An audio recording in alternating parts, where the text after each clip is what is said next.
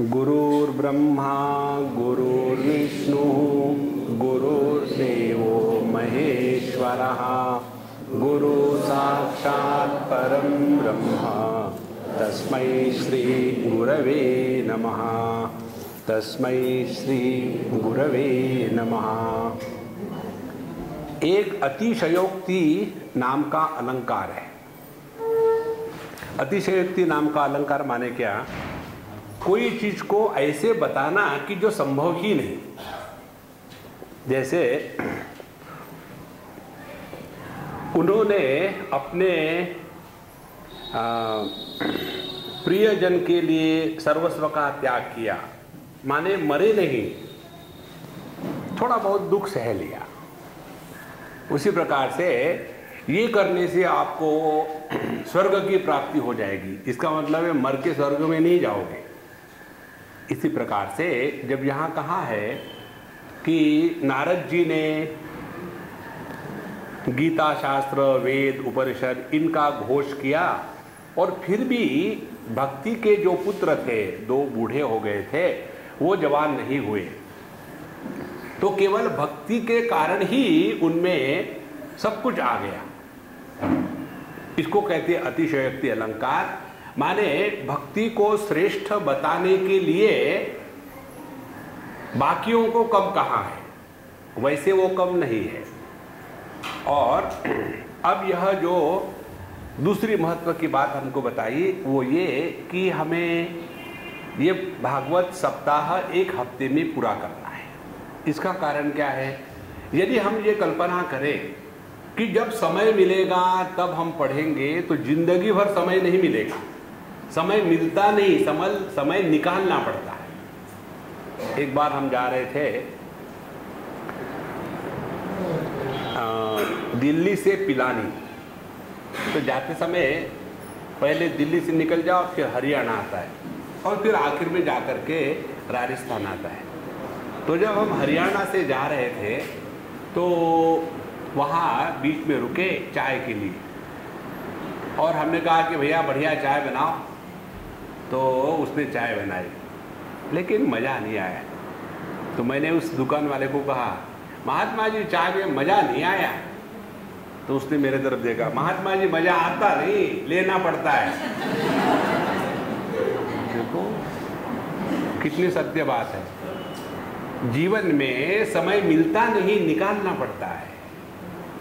और ये समय को निकालने के लिए हमें कोई ना कोई अनुष्ठान करना आवश्यक है। अब जैसे ये ब्रजेश वगैरह है, ये लोग जिंदगी में कभी 7 दिन इकट्ठे एक जगह आज तक नहीं बैठे, कभी नहीं बैठे, और अब आकर के बैठेंगे 7 दिन में, तो कम से कम सुन तो लोगे डेफिनेटली। समझो 7 दिन में 14 लेक्चर हो गए। 14 लेक्चरों में 14 सेकंड भी सुन लिया तो बहुत फर्क पड़ेगा। इसीलिए यहाँ सप्ताह का जो अनुष्ठान है, इसका ये महत्व है। अनुष्ठान का तात्पर्य क्या है? अनुष्ठान का तात्पर्य ये है कि हमें कोई भी कार्य कमिटमेंट के साथ करना है। कि जैसे नियम बना लिया कि जैसे हमारे ये संत लोग पाठ कर रहे हैं, भगवान के नाम का जप कर रहे हैं, तो उनके नियम होते हैं। इतने जब तक के जप की संख्या पूरी नहीं होगी तब तक कि वो पानी नहीं पिएंगे, चाय नहीं पिएंगे, खाना नहीं खाएंगे। इसी के द्वारा जीवन में कुछ प्राप्त किया जा सकता है। इसीलिए इस सप्ताह का महत्व है। अब दूसरी बात, सभी शास्त्रों को छोड़ करके भागवत का इतना क्यों महात्म्य है? इसके बारे में कहते हैं, जैसे साश्चर्य में तत्कथितम कथानकम ज्ञानादि धर्मान विगणय्य सांप्रतम निश्रेयसे भागवतम पुराणम जातम कुतुम योग विदादि सूचकम। ये बताइए कि बाकी सभी शास्त्रों से ये श्रेष्ठ है, ये कैसे आप कहते हैं? तो सूत जी बताते हैं कि देखो, यदा कृष्णो धराम त्यक्त्वा स्वपदम गंतुमुद्यतः एकादशम परिश्रुत्यो अपि उद्धवा वाक्यम अब्रवीत। जब भगवान ने अपनी लीला संवरण करके जाने का निर्णय ले लिया, तो उस समय उद्धव जी जाकर के भगवान को कहते हैं कि हे भगवान, त्वं तु यास्यसि गोविंद भक्त कार्यं विधाय च मच्चित्ते महती चिंता ताम श्रुत्वा सुखमावह। आपने मुझे तो कहा कि तुमको यही रहना है, काम करना है, मैं जरा जा रहा हूँ वापस, तो आपका तो मैं कार्य करूंगा, लेकिन सवाल ये है कि ये जो कलयुग अभी आएगा आप जाने के बाद, तो इस कलयुग में मैं क्या करूंगा, काम आपका कौन सा काम करूंगा, ये मुझे समझ में नहीं आ रहा है।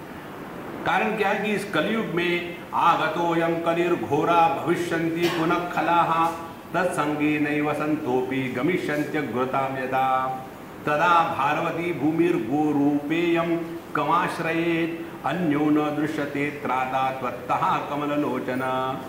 और जब यह कलयुग का घोर समय आएगा तो फिर वही सब गड़बड़ी शुरू हो जाएगी, साधु संतों का भी दुष्टों के साथ संपर्क होकर के सब धर्म का नाश होगा, और इसीलिए आपके सिवा तो इसका कोई उद्धार करने वाला है ही नहीं, मैं क्या करूं। अतः सत्सुदयां कृत्वा भक्तवत्सल महाव्रज भक्तार्थम सगुणो जातो निराकारोपि हिन्मयः। इसीलिए हे भक्तवत्सले भगवान आप मत जाओ, आप रहो यहाँ। तो ऐसा जब कहा तो प्रभास क्षेत्र में भगवान ने कहा देखो ऐसी कोई खास बात नहीं है, इतना डरने की कोई जरूरत नहीं। एक बात आप देखेंगे हर बार आएगी, कोई भी जब किसी को उपदेश करता है तो पहले यही बात कहता है रोना बंद करो, don't start your life with A complain. एक बार आदमी को कंप्लेन होने की करने की आदत पड़ी ना, तो ऐसा एक कंप्लेन बहादुर थापा पहुंच गया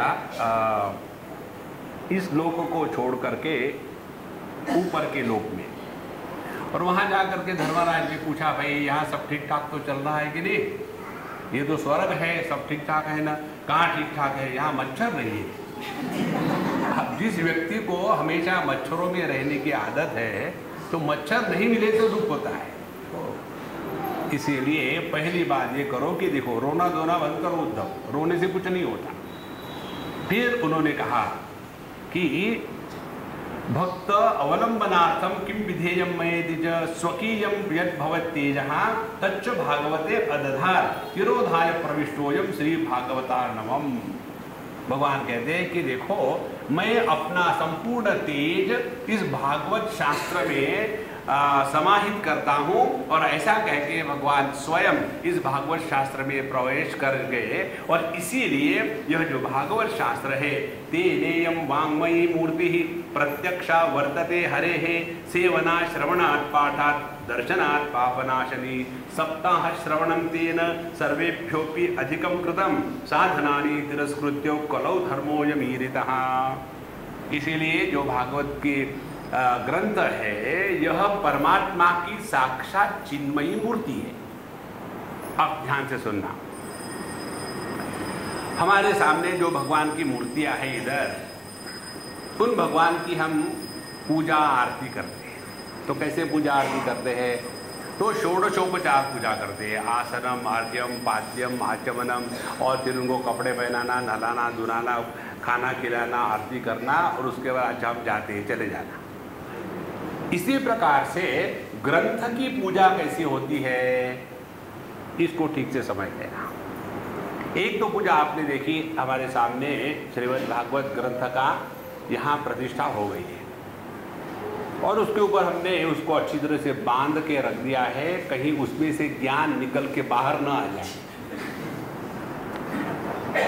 देखो, और ये कहीं बाहर आने के लिए परेशान करेगा तो उसके ऊपर में फूल फल चढ़ा करके पेपर वेट रख दिए।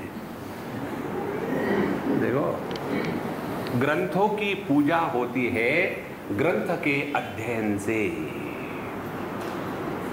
और इसीलिए यह भागवत कथा का महात्म्य है। ये जब नहीं होता तो जैसे आप आसाम में चले जाओ, आसाम में एक संस्था है जिसका नाम है नामघर, और वहाँ भागवत जी को रख देते हैं बढ़िया बांध करके, चबूतरा बना करके, और वहाँ केवल भगवान का नाम संकीर्तन इत्यादि चलता है, लेकिन कोई भी गलती से भी उसको खोल के नहीं दिखता अंदर क्या है। देखो, इसीलिए ये भगवान कहते हैं कि यह मेरी वांग्मयी मूर्ति है, तो वांग्मयी मूर्ति की सेवा पूजा अर्चा, इसका अध्ययन करना है, इसका श्रवण करना है, इसका मनन करना है और इसका जीवन में अनुभव करना है। यही होती है ग्रंथों की पूजा।